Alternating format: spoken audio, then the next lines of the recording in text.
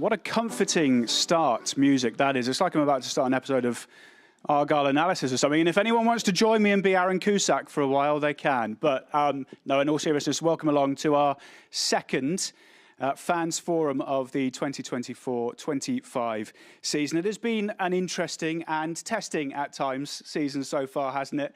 And I'm imagining it will probably carry on that way between now and the end of the season. But we've had some incredible highs. I think everybody will always remember those days up at Brentford and then here against Liverpool in the FA Cup. But there have been hard times, big defeats, and of course battling at the bottom end of the table for the most part of the season has been quite difficult. But as always, you guys, the supporters, have been there throughout, will always remain the bedrock of the football club, hence why we have evenings like today. Now, there are a lot of topics to get through this evening, and whether you're here in person or watching back home on Argyle TV, we hope we can answer as many of those questions as we can throughout the evening. On to the main matters then. Let me introduce you to our panel who will do a darts-style walk-on to the stage. We have our chairman, first of all, Simon Hallett.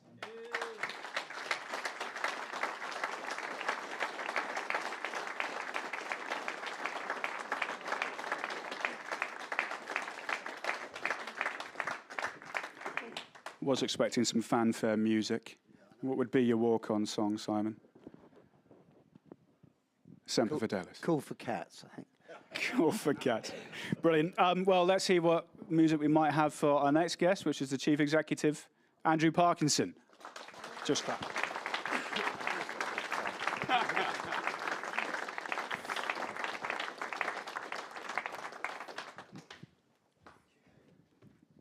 Now, we were supposed to have Miron Muslic with us today as well, the head coach, of course, but due to the fixture changes, the busy that's it. That's the walk-on song, isn't it? Well, that's my wake-up. Yeah, as you can see, Miron's not here. We've obviously with the game yesterday and with the lunchtime kickoff on Saturday, he's obviously focusing on getting the team ready for that important game, and I'm sure you can understand exactly that his mind should be there tonight. Just to run through very quickly how this evening will go, it's the same as most fan forums that we have done over the last couple of years. We've had loads of questions come in over the last couple of weeks, so we will get through all of those. We will also take questions from the floor as well. Just a reminder that, we have the chairman and the chief executive from the football club here, so questions kind of about broader club-related topics, they're the only ones really that they'll be able to answer. If you've got individual or personal queries, these guys won't probably have the details to be able to answer those. So we do have a supporter liaison team who are represented here this evening, but also you can email them at supporters@pafc.co.uk if you've got any individual queries throughout the season going forward, what have you. So, shall we get going to the matters at hand? And it'll be of no surprise that one of the biggest topics, or one of the most popular questions, Simon and Andrew, that came in was about investment. So, Simon, I'll come to you first. Could you sort of give us an update, tell us the latest on where we are with any potential investment then? Going? Go on. Yeah. The latest is that we're continuing to make progress. We're closer to having a deal completely executed and approved than we have been. It's obviously taking much longer than we thought, though most people in this business tell us that most transactions take a year or so to go from beginning to end. So I guess in some ways we're on target, but it's certainly been frustratingly long time for us. Where we are now is that since we last talked about it in public, we've actually got an agreed transaction, at least in principle. So the shareholders have agreed with the potential purchasers. We have more than draft, but approved shareholders agreements, share purchase agreements, and so on. So we're continuing to make progress. But I've learnt to my cost that I shouldn't put timelines on them. But we are closer than we're getting closer as every week goes by. Okay. I'm going to open the floor for some questions now, because no doubt some of you guys will have some questions around investment as well. So stick your hands up if you have anything related to that or anything in particular that you might want to go at. You got your thinking caps on. Oh, we have one over here. Yeah, Ali, do you want to come in with your microphone? Ali Cliff, media manager, who is on hand with microphone. Thank you. Thank you, Simon and Andrew. Simon, you said about share purchases. Do you actually mean the investor buying some of the shares of existing shareholders, or did you mean an expansion of the shareholding and an additional investment that way? And secondly, the quantum of it, roughly, is it a game changer, or is it just a move along the line to future prosperity? I think a continuing move along the line to future prosperity is a bit of a game changer. Let me address the quantum first of all. So we've talked at length about why we need new shareholders. We think, firstly, that we need to increase the amount of spending that we have for the first team squad, enough to give us a more than reasonable, but let's call it a highly probable possibility of remaining in the championship over the next 2 to 4 years while we build out the infrastructure. So the amount of money will include money over the next few years, extra money for the first team squad. It will include money for the infrastructure investments that we've talked about and that we're beginning to plan. It's okay, it's a cold, not lack of water, but thank you, Charlie. And it will basically, I think, be a game changer, because it will elevate Argyle's infrastructure from where we are today, where I think we have a reasonable but small stadium that's fit for purpose, but where we have training facilities that are not appropriate for the level of a championship club, and where we are, as you all know, under construction with an academy site that I think is going to be appropriate for a Category 2 academy, which is about where I think we should be in the championship. So I think it's a game changer in terms of all that infrastructure. All that infrastructure will be revenue enhancing, but in the interim, while it's being built out and those revenues are being developed, there will be money available to fund an increase in the first team squad. Again, our overall goal here is to be sustainable over the long term. So this is not a game changer in that we're playing the same game that we've played for the last 6 or 7 years, which has been that the investment that has come from shareholders has been in revenue generating infrastructure projects that whereby, for every 100 quid we've invested, we've been generating, let's say, 20 pounds of revenue. And, those who say we should be spending on the first team have kind of missed the point, that we've been taking a long-term view to sustainability. The investments that we've made have generated the revenues. Our revenues over the last 6 years have gone from about £7 million to about £30 million today. So alongside that, the amount of money that we spend on the first team squad has gone from about 2.6 million to today 14 or 15 million by the end of the season. So these investments are all paying off. The other thing they do is they broaden, they diversify our revenue base, which means that in the awful event of relegation, we will not be one of the financially fragile clubs in League One. We will be much stronger than last time we were in League One. And of course, that increases the probability of a quick bounce back.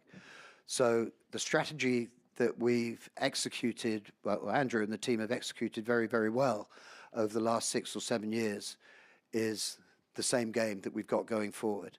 But it requires a lot more money. So the only change in the game is that it's a bigger game. It's a game that's going to continue to take the club forward. But I'm not going to put a dollar or sterling amount on it, I'm afraid. But it's going to be enough.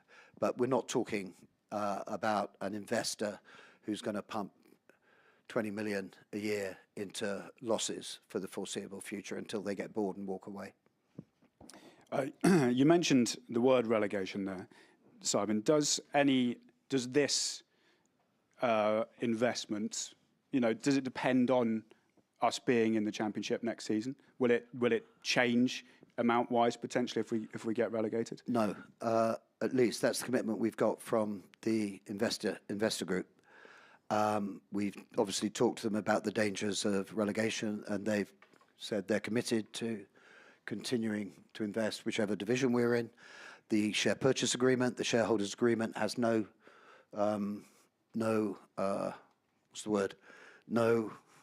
clause. Break clause. Clause that allows for a change in price in the event of relegation. So there's nothing in it about relegation at all. Okay.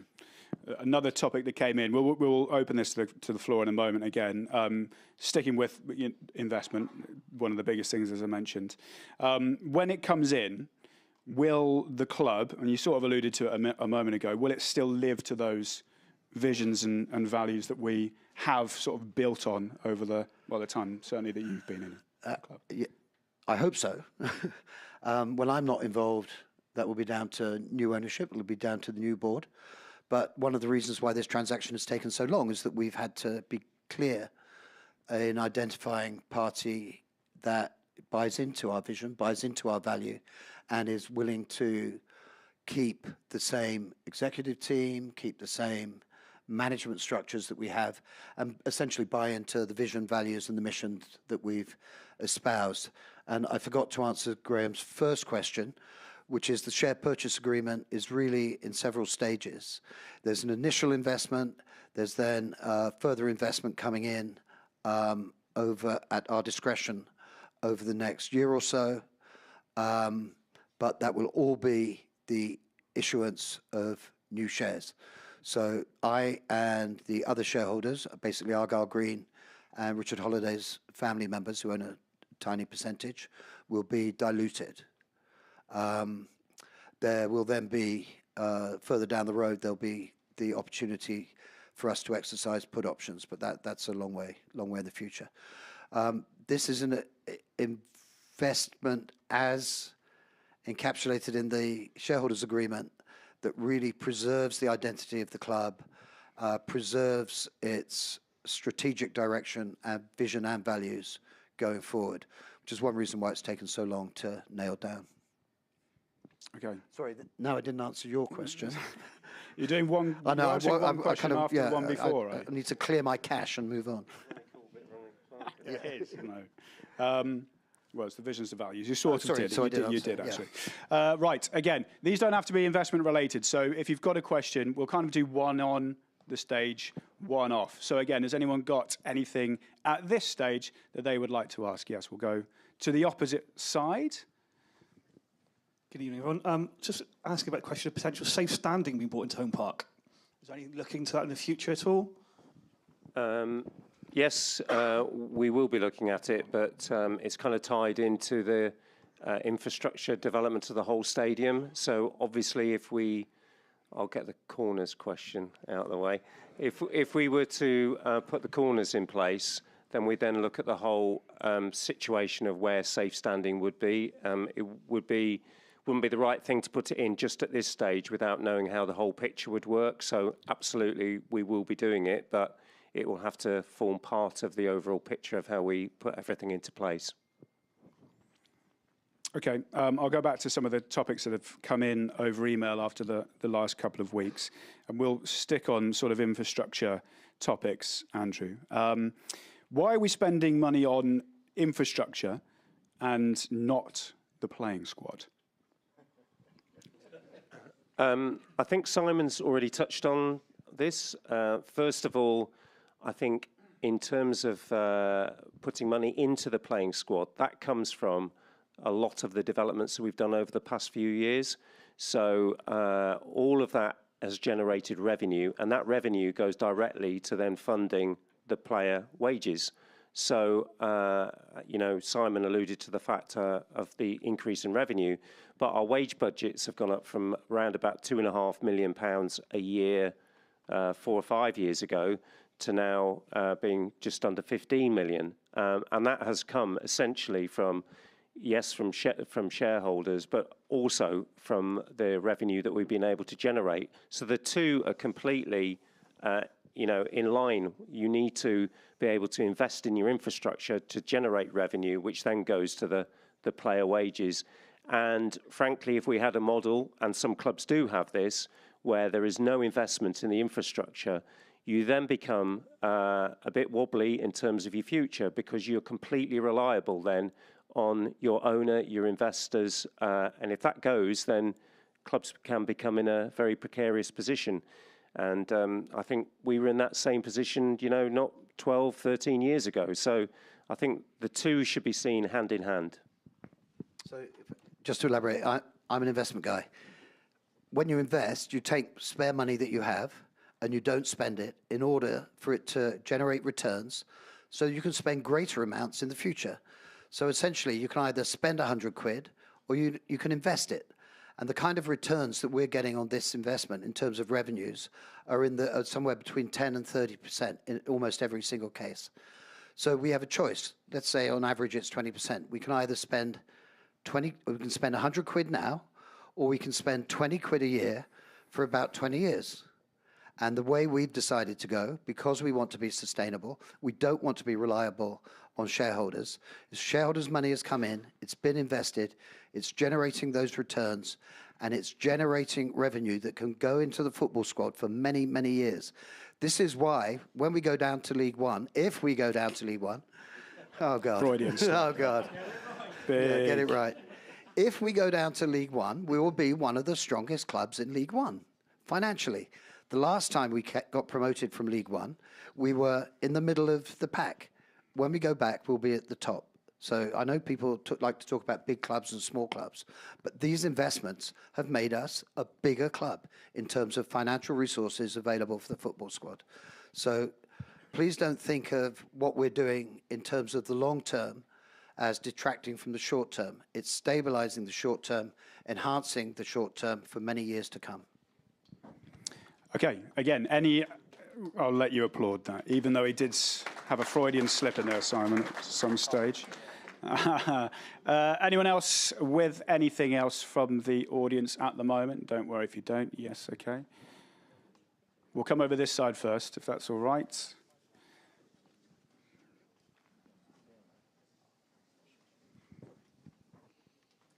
Yeah, I don't know how much of this you can answer. Obviously, the youth team's doing great, and Brickfields is great, but sometimes players can be later developers, and they go through the non-league system. Plymouth Parkway's best young player has recently signed a professional contract with Norwich City for 2.5 years and has been scoring goals at that level. Now, doesn't mean he's necessarily going to make it, but people obviously asking the question, did Argyle scout him? Did Argyle put in an offer or anything like that? And you may not be able to answer that, but I was just wondering, what kind of relationship do we have with the senior non-league clubs in the area, the likes of Parkway, Truro, Torquay, with regards to player recruitment and development? Obviously, we're sending players out to these clubs on loan. Do we have first refusal on their players? Or is there interchanges with coaching and all that? Just wonder if you could clarify on that, please. Dylan Jones, incidentally, is who he's talking about there. We were just talking about this earlier. I mean, as an example, Eric Perez, the chairman of Truro, was our guest at the Liverpool game.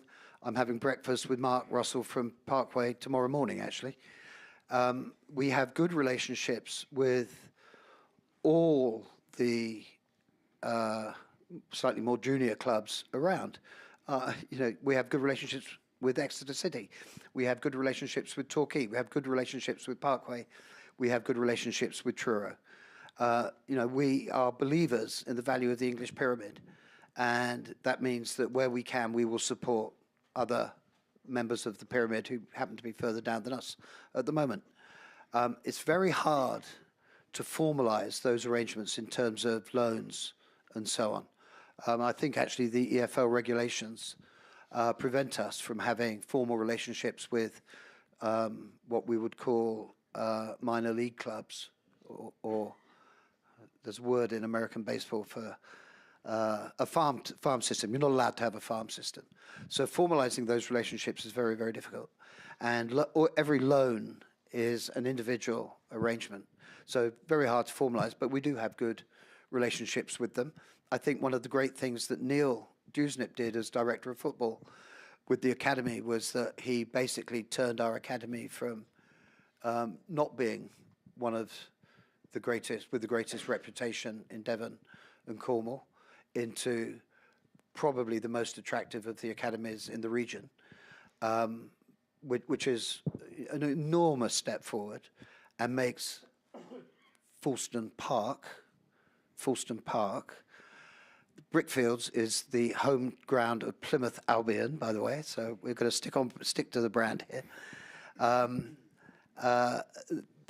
Enhancing that reputation really creates the foundation for what we're doing at Fulston Park. But I think I think it's fair to say we can only have informal relationships.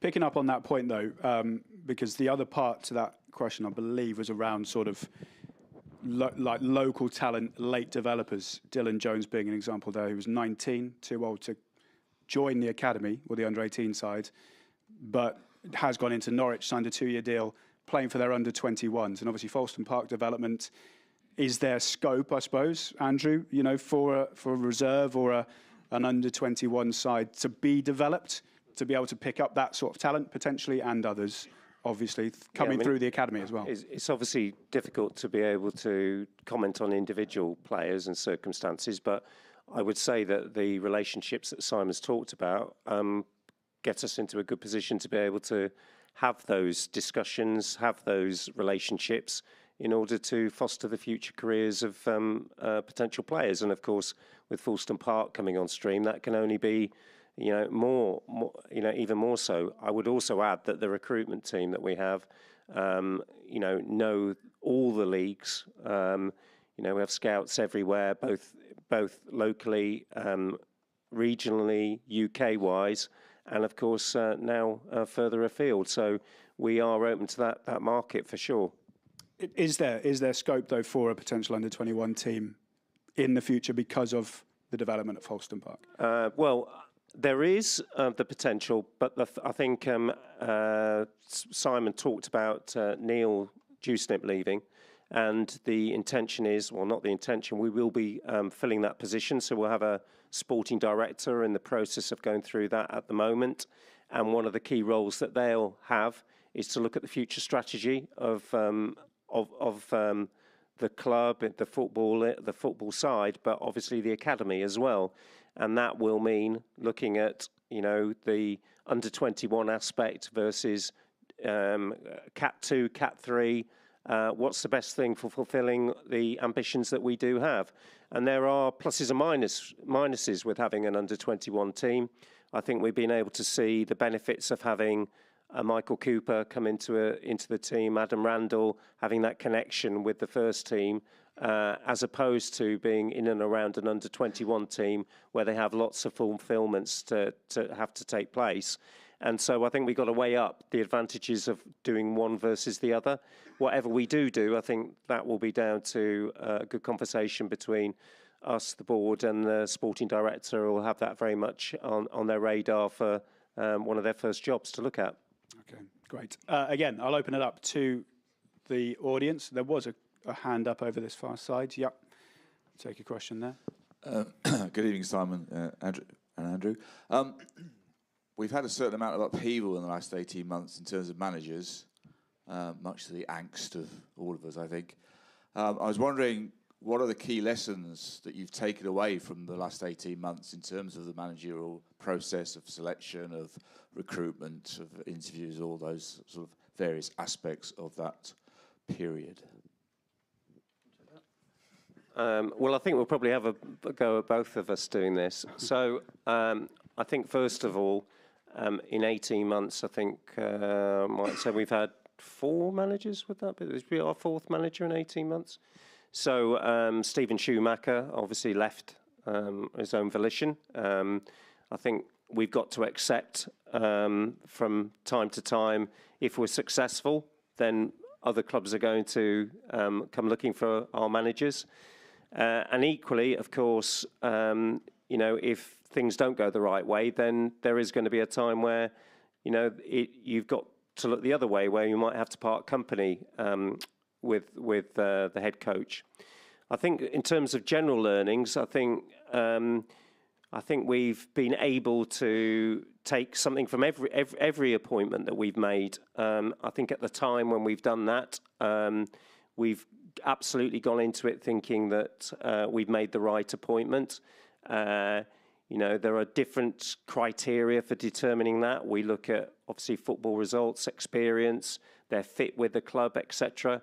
And I think in the respects of the ones that haven't worked, I think we've probably seen pluses and minuses on both sides. So without commenting on the individuals, I think, I think we certainly saw when Wayne came in, one of the massive things he did do was get the connection back within the club, the connection with the supporters, etc. But it didn't work in terms of the results. Obviously, mistakes were made. We have to learn from that. But I would say that those in any football club, there are going to be times where things don't go in a straight line. That you have to learn from that.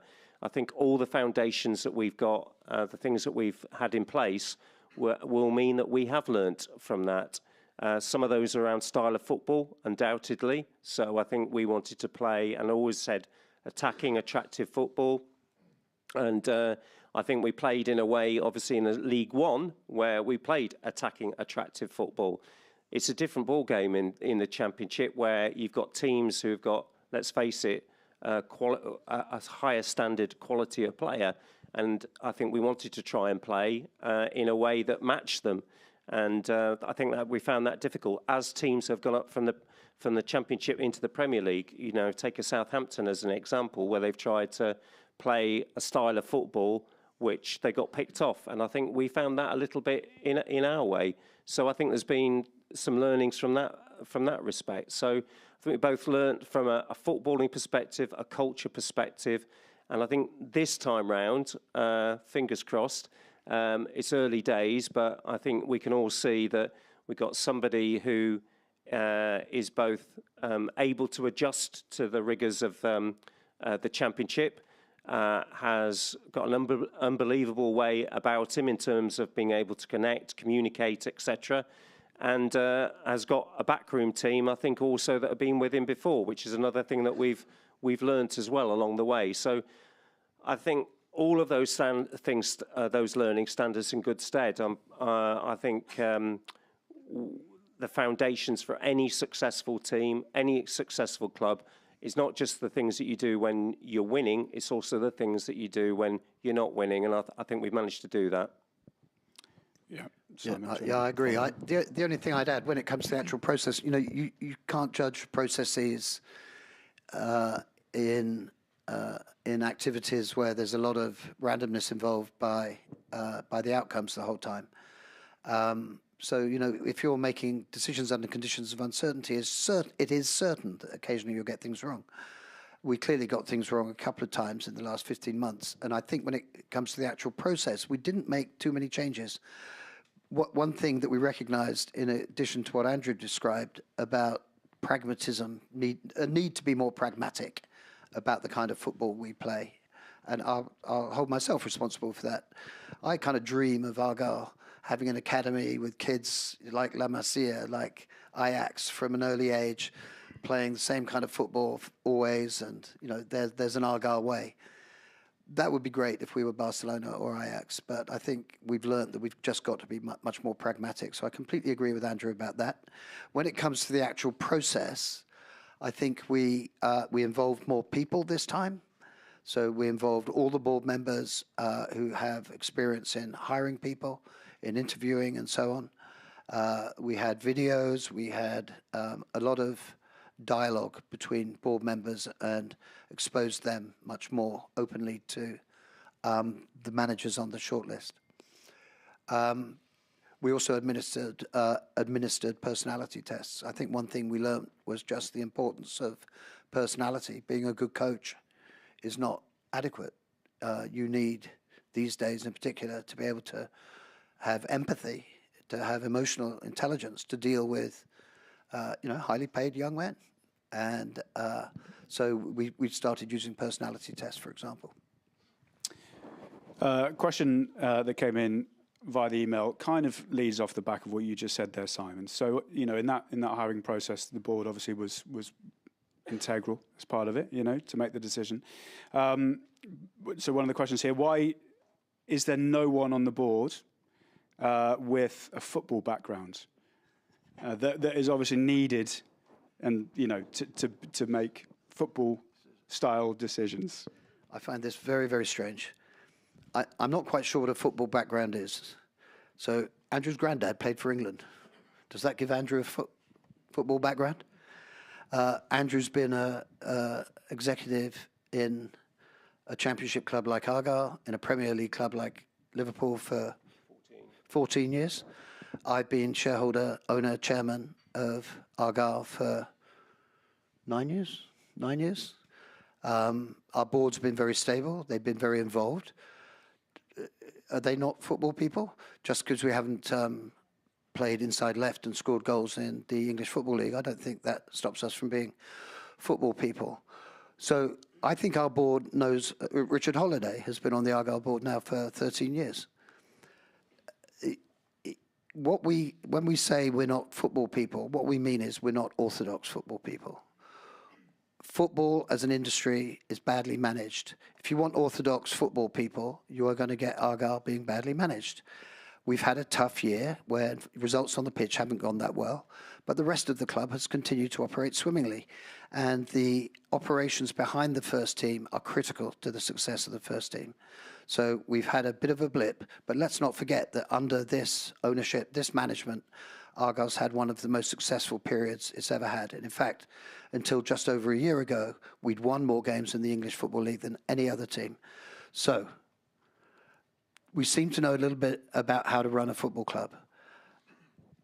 I'm not quite sure what people mean by football people if they don't mean people who've been involved in football operations for 14 years. They don't mean people who've owned football clubs for a significant number of years. They don't mean people who've been on the board of football clubs for a number of years. I literally don't know what people mean. Do they want us to have played inside right for Cambridge United? Would that count? Would that make us better managers of Plymouth Argyle? Honestly, not sure what people want when they say they want football people. We have been heavily involved in football people for a large number of years, during which the club has been very successful. If people want something else, that's fine, but...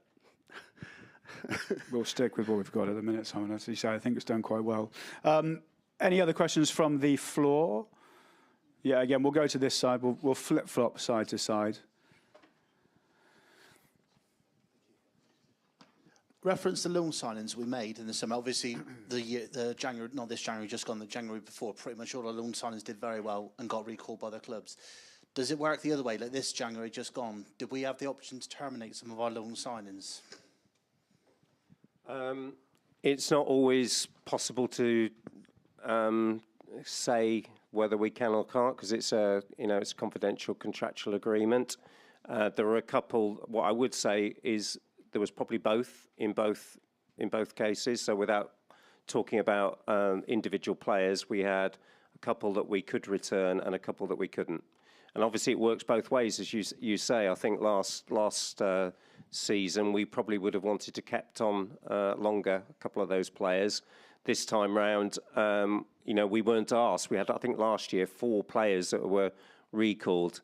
At the end of the day, when you're loaning a player, it's very difficult sometimes to get the terms you exactly want, and you might not know whether the player is going to perform or not.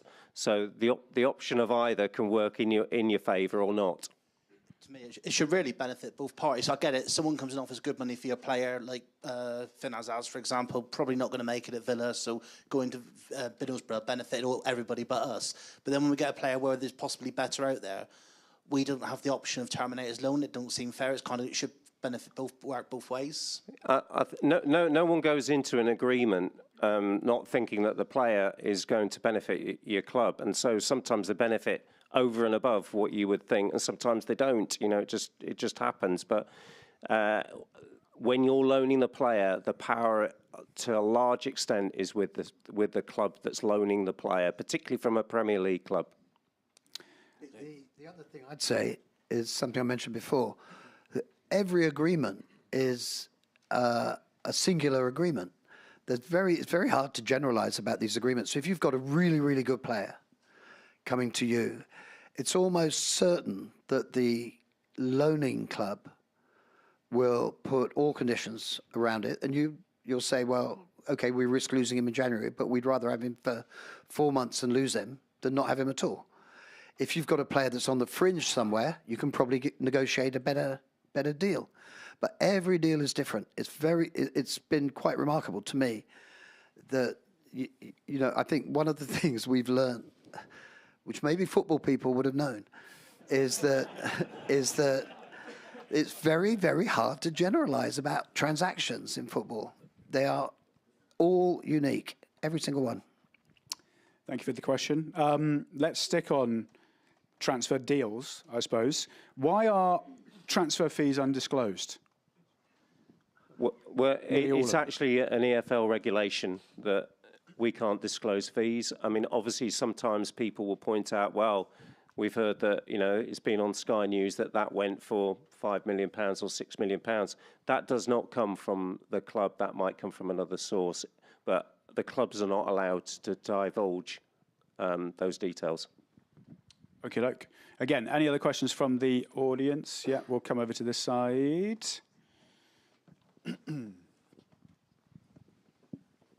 Thank you. Good evening.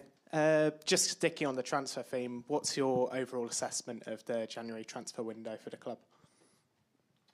As always, time will tell. But I think, first of all, January is really difficult from a transfer perspective. It's a very shortened window, so you've got a month when the dealings are done. Secondly, I think if your position in the league is not favourable, put it that way, then it's more difficult to attract players because, yes, they might be in the shop window, but equally, if you're looking at permanent signings particularly, then they're going to be thinking about whether the club's going to be in one league or the other league, so that makes that difficult. Loan signings as well. You allowed 5 loan signings at any point in time. So if you've already got loan signings in place, you've got to think about how you might be able to get a player out, for example, and then get another player in. So really tricky. So I'm sort of giving that as a bit of context first. Overall, we targeted to get 6 players in 6 different positions, and we got 5 of those positions. So I think we've done pretty well in getting those. We did want a left wing back, we did want 2 central defenders, we did want a holding midfielder, and we did want a striker. We didn't get the striker, we got the other ones. So, and as I mentioned, given the context of everything, I think we did pretty well in getting those. I think the other added complexity is if you're dealing with players or potential players that are from overseas as well, then everything becomes more tricky. You've got to have an agreement with a club, an agreement with a player, an agreement with an agent. So it's quite a taxing time. I would say overall, in certainly getting the positions, we've done very well. I'd say we've done brilliantly. The other complexity was that we changed the manager on New Year's Eve. I think it's a testament to the recruitment team, to the data analysis work that Ross Goodwin, as head of football data, has done, that we were able to shift so quickly when we had a new manager come in. And Jimmy Dickinson has talked about this, I think, on the breakfast show with Charlie last Saturday. The new manager came in, we got a different style of football. He wanted different things out of the centre-backs that we were looking for. We knew that we wanted centre-backs. Previous manager, head coach, wanted a certain style. Miron wanted a different style. Because we used data, we were essentially able to change the KPIs in the database and identify different targets that we then went out and got. Again, every transaction is an individual transaction. You're limited in time, you're limited in the number of loans. If we want to get in another loan player, we had to get one out. Do you risk getting one out and then not being able to get one in?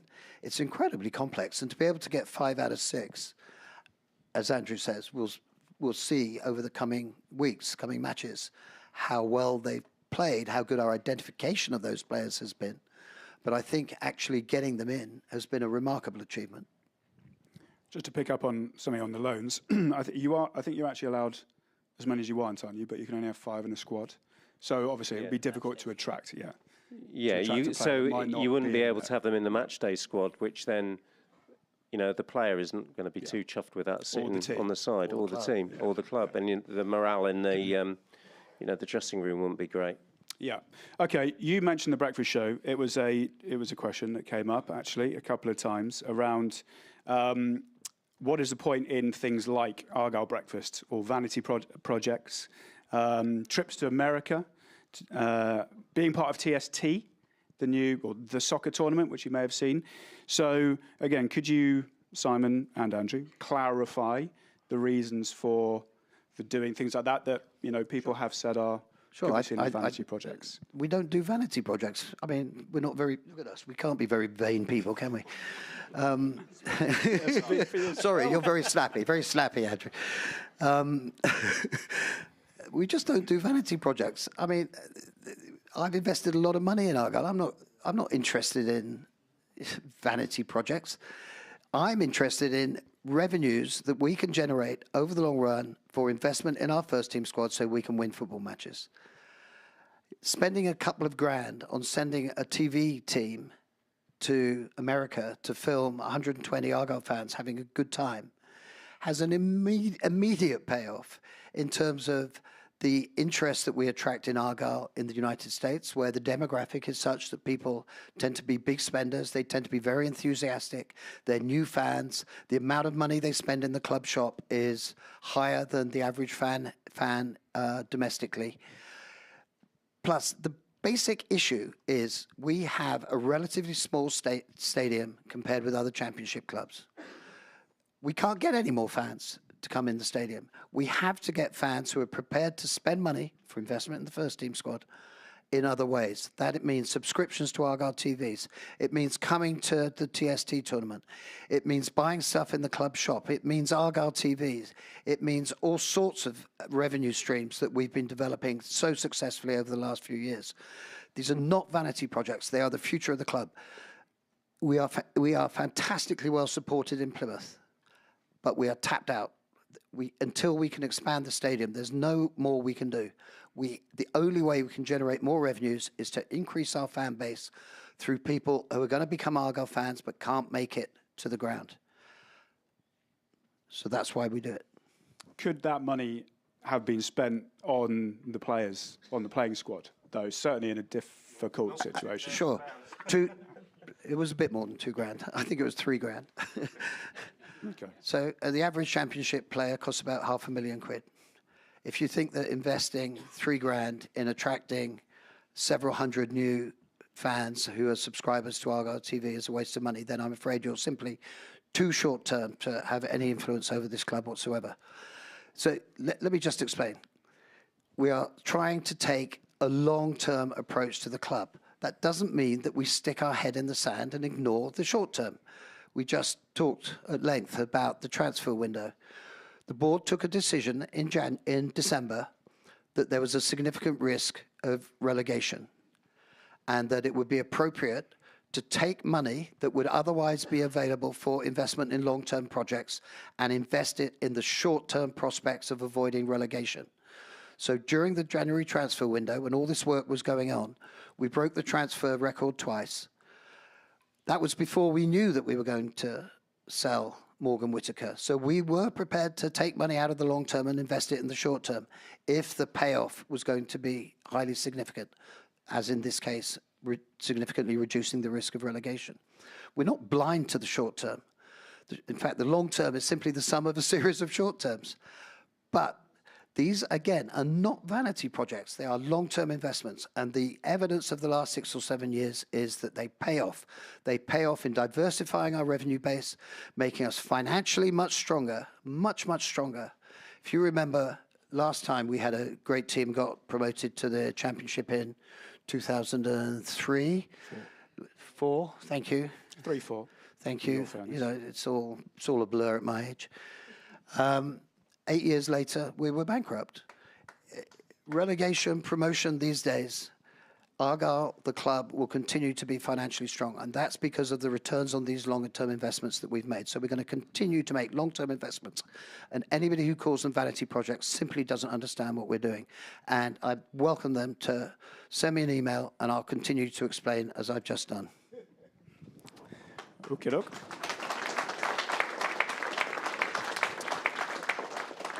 I will open it up again for any questions from the floor. Yeah, up the front, down here. Had his hand up a couple of times. Right down the front row, Ali Cliff.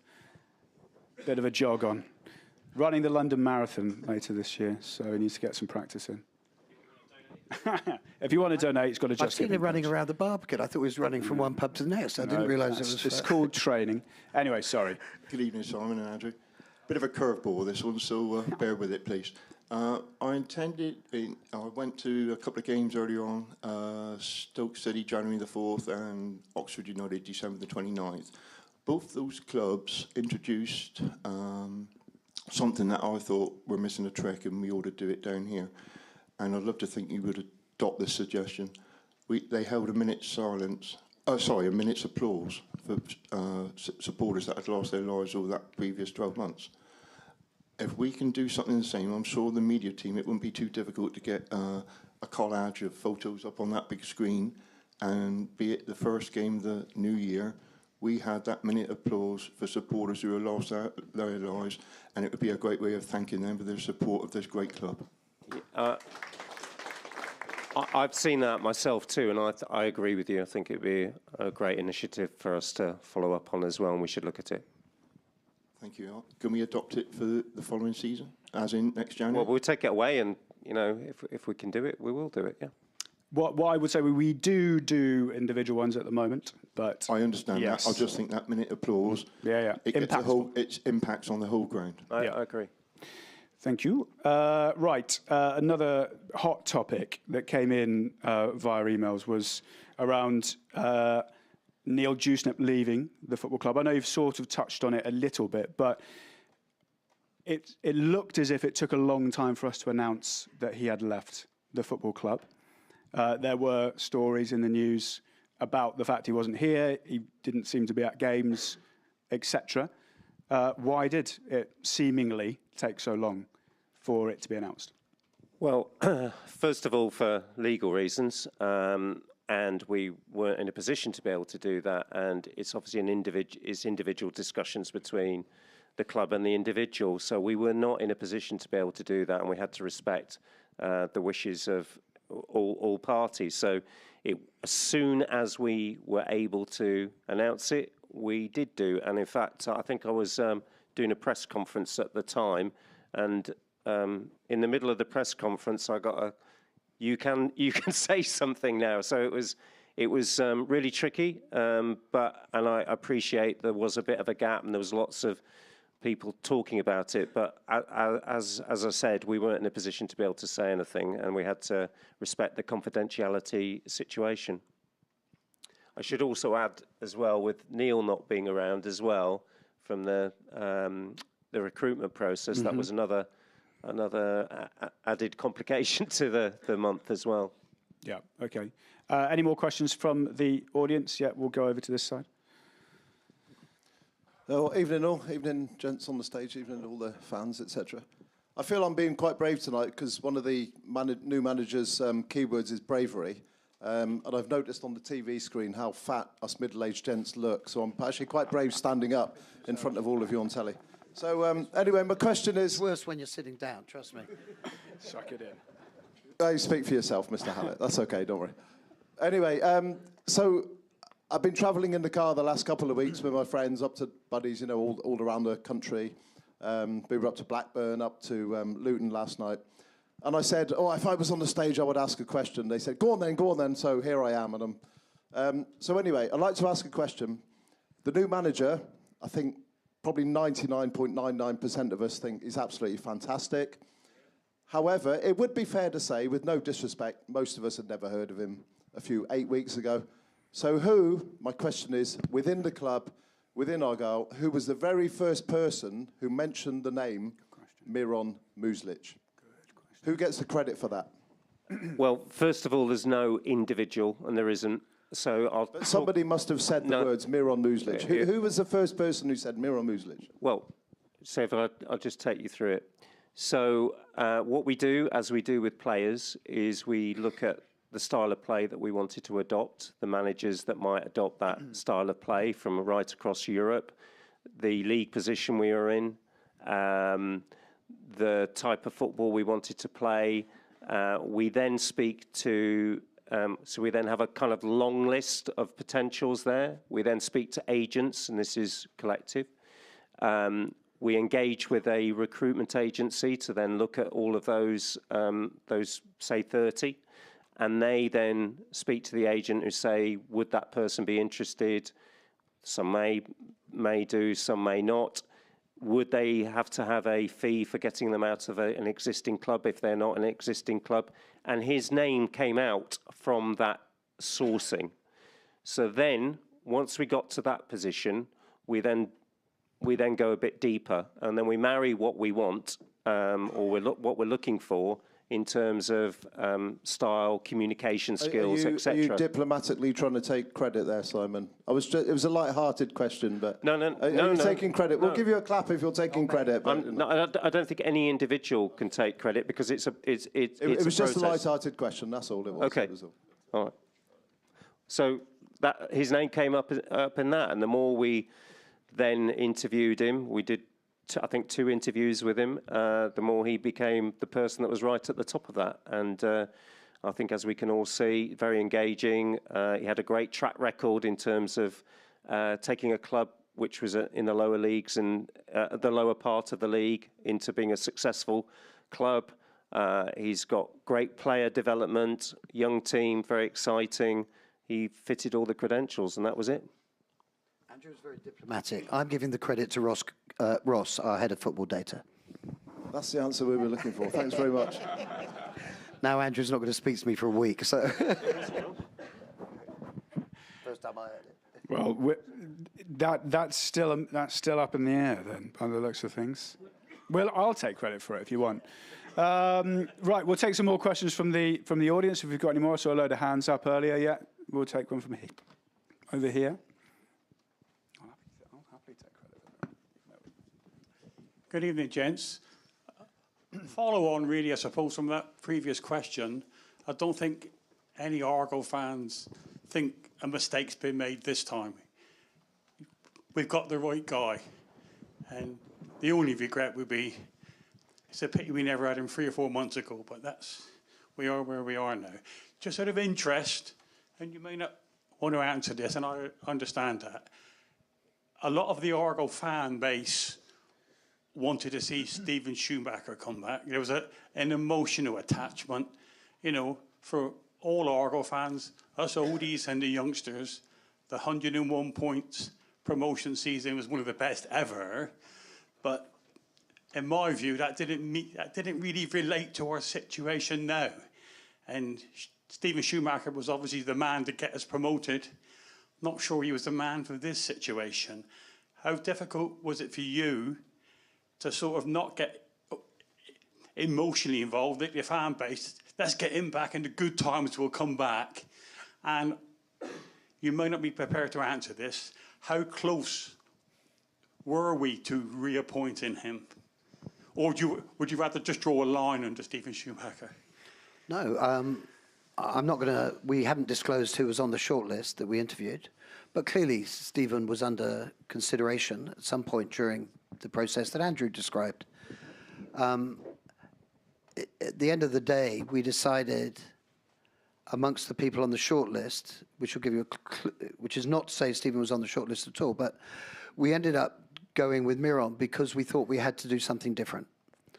That coming with any manager, not just Stephen, but coming with a similar style to what we had, we were so bad, both in attack and in defence, that trying to do the same thing but a bit better would be inadequate to increase the probability of survival. So one of the attractions of Miron was that he was very different. I mean, all the other attractions are obvious. The guy's a fantastic communicator. He's a wonderful human being. He has that emotional intelligence to be able to deal very well with the players. They all love his clarity of thinking, his ability to communicate.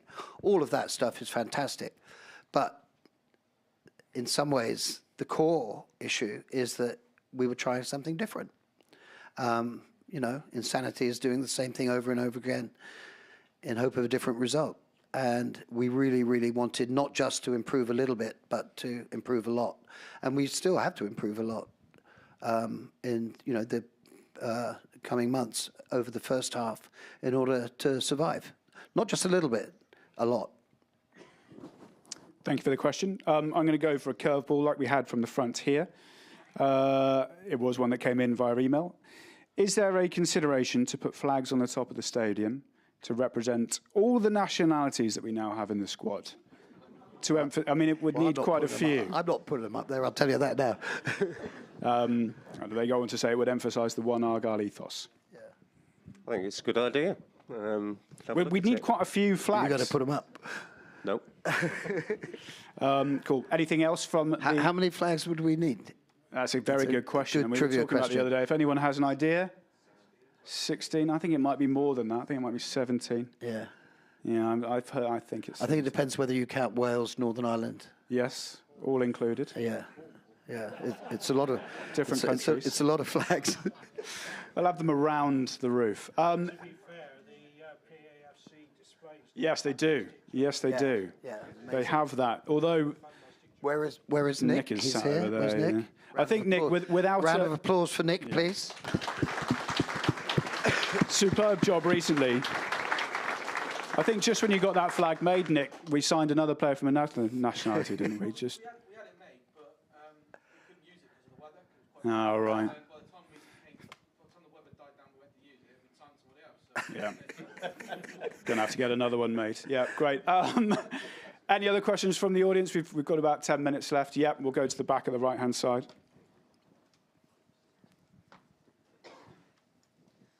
I think we've always been a club where kind of motivation, desire comes from top to bottom. That's always been the case. Being the man that we all look to, you said when we get relegated. Have you resigned to us going down, or was it just a genuine slip of the tongue? Because we all know people are going to hold on to that. There'll be hundreds of tweets. So kind of just thought, clear it up now, ask the question. Yeah, no, of course not. We were prepared to spend millions of pounds in the January transfer window to avoid relegation. So this club is absolutely committed to doing our best to stay up. So it was definitely a slip of the tongue. But I think we have to be realistic. There's still at least a possibility that we can get relegated. But no, I think we've shown by our actions that we're going to do everything we can to avoid relegation.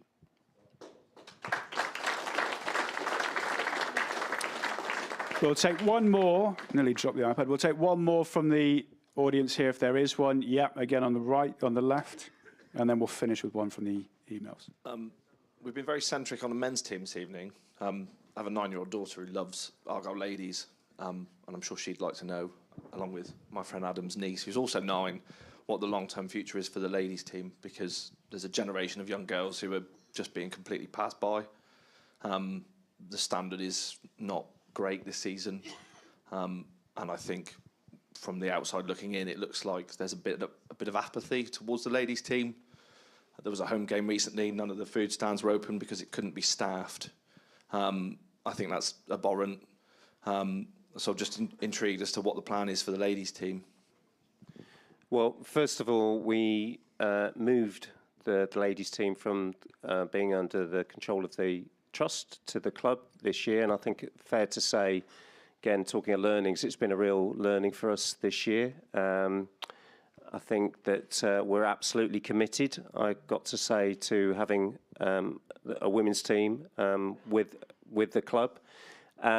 We also, though, need to think about how we balance both that support with supporting it in terms of finance as well. We've played pretty much all our games at home park, which most women's teams don't do that. They have it one of their smaller grounds. We play it at home park, so we're very much committed to that. I think we've had hospitality here, we've had fan parks here. There's one game, I think, the one that you're referring to, where that was not the case, and we got to review that. But I can absolutely say we're committed to having a strong women's team here, but obviously under the same remit as the men's team, which will be ultimately to be sustainable. The other thing I will say, which is something that we're looking at as well, which hopefully will be quite exciting, is that is how we look at the identity of that club, rather than being a subsidiary necessarily of the men's team, how it can have its own identity, its own brand, its own name. Does it have the same colours? It's a different market, so we need to look at who do we attract, who comes to the games, how do we communicate with them, and it's completely different, in our opinion, to how we do the men's team as well. So I think those things are quite exciting for how we might take those forward. And I would say that these 6 or so months that we've had, with it being under the overall control of the club, have been really valuable to us, giving us good insight to what we need to do for next season. Similarly to the men's as well, we've had an upturn in fortunes where I think things are now on the right track, made some changes to the coaching team, made some changes to some of the operational staff as well. So I think everything is in a good position to be able to grow. Do you think you need someone on the board who's a ladies' football person? Actually, to that point, we've just formed a board, and one of the things that we're looking at is how do we get somebody with experience. We've got an advisor who'll be joining initially, who's got a lot of, who's female and has a lot of experience, and she is going to advise us on who that person might be. Equally, I think we need a female as well who will have business contacts as well, because one of the things that we have found, I think in our hearts we all want it to succeed, but attracting sponsors, attracting people to be able to support it has proven difficult. And we've got to find the right way of being able to connect and get those people on board. I think we found that the existing sponsors have been supportive, but we need to go to another, as I mentioned, a different marketplace in order to be able to do that. And I think the 2 appointments that we make will be able to support us in that journey. Thank you very much for the question. I will open it up for another one if there is any burning questions out there. No. Okay, great. Well, we'll end on this. It's, again, it kind of, I hope anyway, kind of wraps up quite a lot of the things that have been mentioned so far this evening. And it is, it's a question whether it is possible to be sustainable in the Championship. Because we've spoken a lot about investment, a lot about playing budgets, et cetera, et cetera. So do you think it is? Yeah, that's our mission, that's our vision, that's the cornerstone of our strategy in terms of the goal. I think it's more difficult than we thought it would be a few years ago, because the amount of money that's come into football continues to grow. The number of people prepared, at least in the short term, to finance deficits continues to grow. There's very little evidence so far of self-control when it comes to ownership and player wages and the willingness to fund losses. So it's become more difficult. Money isn't everything, but it's a lot. And I think what we've demonstrated over the last few years is that by being smart with limited resources, you can outperform those resources. So I think we can continue to do that.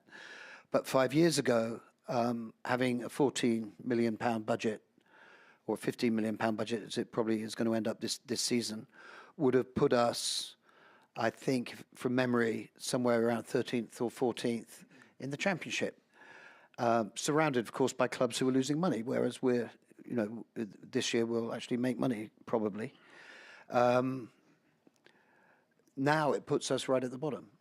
So there is the need for more money, and that's hence this does take us right back to the beginning. Hence the need for new investment that's not just financing long-term payoff type of investment infrastructure projects, but financing the gap until those revenues start rolling in. So I think it's possible, but it will require spending more on the first team to have a reasonable probability of staying in over a 5-year period. So it's much more difficult. One possible hope is something that we haven't talked about, which is the possibility of regulation. And I mean, I'm an American capitalist pig. I kind of tend not to like regulation. But there are some circumstances in which I think it's appropriate, and I think this is one, that if football clubs across the pyramid are going to be threatened by people spending too much and then changing their minds, leaving their clubs bereft of financial support, then I think we need regulation. If a regulation comes in that basically limits wages, limits the amounts that clubs can lose on player wages, we are going to be in a fantastically strong position. Not just sustainable in the Championship, but we are going to be amongst the most powerful financial clubs in the division. Not the top 3 or 4, not the Leedses and so on of this world. And by the way, Leeds get tremendous revenue from their global fan base. But we are building a club that, if there was more sanity, would be amongst the most competitive in the Championship, not just in League One, but in the Championship. So, the future looks very bright if we can get from, if we can get over the next 3 years. Then I think the future looks very bright, because I think the probability of regulation is actually quite high. I think the other thing to add is I think the model that we've adopted this year, for the first time, we've been able to generate revenues from player trading as well. And that has got to be a model that we continue to do. So, we talked about the loan market before. I think, identifying a player that we loaned who then came back, a couple of then came back as permanent signings. Obviously sold Morgan Whittaker. That's obviously, from a trading perspective, is good. It's good for the club. And I think going back to the academy as well, that is something that will be able to generate further revenues for us. And at the same time create players in the first team as well. So I think that's something that we haven't thus far really been able to tap, but which is really starting to make a difference to us. And Simon alluded to the finances being better this year than they were last year, and that's because we've been able to do player trading. Okay, lovely. All right, well, thank you very much. Please show your appreciation to Andrew Parkinson and to Simon Hallett, of course, for answering the questions. Thank you very much to you guys for coming out, asking some brilliant questions, and, of course, for the questions that were sent in via email. Thanks for watching at home as well. And a reminder, if you want to catch up, watch this back again. If you were unclear about things and want to just rehear, this will be available on our YouTube page on Argyle TV as well. But thanks for coming out, and enjoy the rest of your evening.